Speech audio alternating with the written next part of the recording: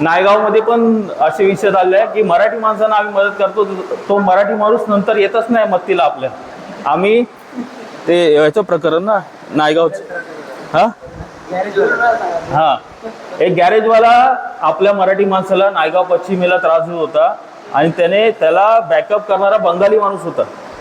ठीक आहे, त्याने साहेबांना फोन केला, साहेबांनी आम्हाला फोन केला, आम्ही तिथे जाऊन पोलीस स्टेशनला गेलो, पोलिसांना सांगितलं सगळं आणि पोलिसांनी टोटली ते प्रकरण मिटवलं.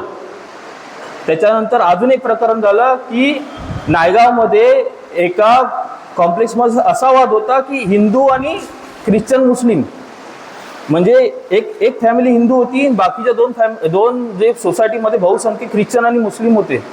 आणि त्या लोकांनी काय केलं, ह्याला बाहेर काढण्यासाठी त्याचं पाण्याचं कनेक्शन कापलं, मेंटेनन्स बिल जास्त थांबून. आणि कायद्यामध्ये तुम्ही कनेक्शन, वीज आणि लाईट, अत्यावश्यक सेवा कापू शकत नाही.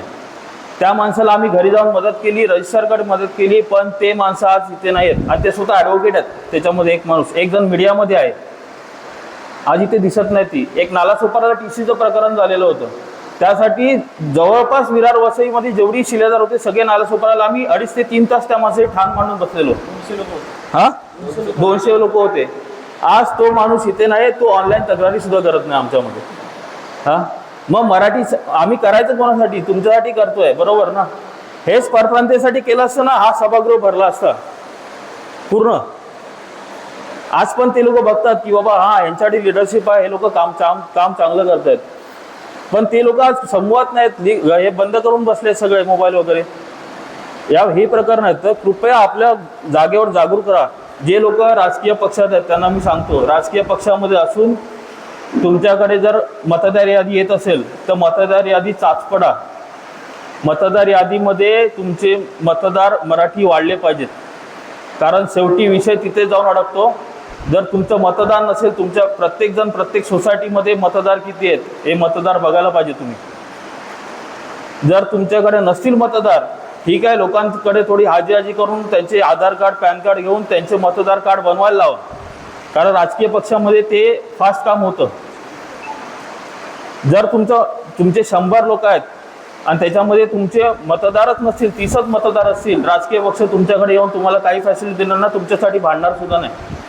आज माझा नायगावचा अनुभव आहे. या इलेक्शनच्या आधी, नगरसेवकच्या इलेक्शनच्या आधी, राजकीय पक्षांनी, प्रत्येक राजकीय पक्ष, तुम्ही फक्त आम्हाला लोक जमा करून द्या.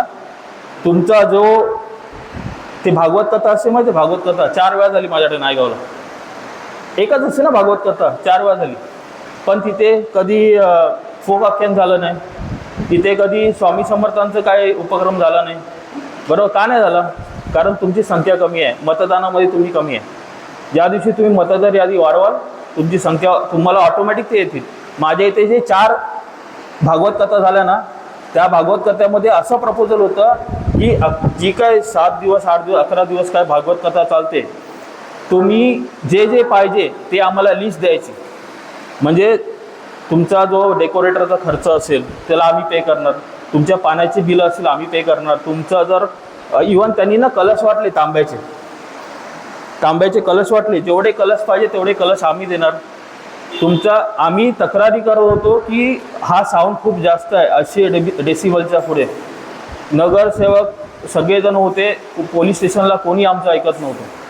थोड्या पुरता यायचे पोलीस, आवाज कमी करायचे, परत वाढवते. आवाज का वाढतोय? कारण मतदान आहे तिथे आणि पोलीस मॅनेज होतात तिथे सुद्धा. म्हणजे ही परिस्थिती आहे नायगावमध्ये आमच्याकडे.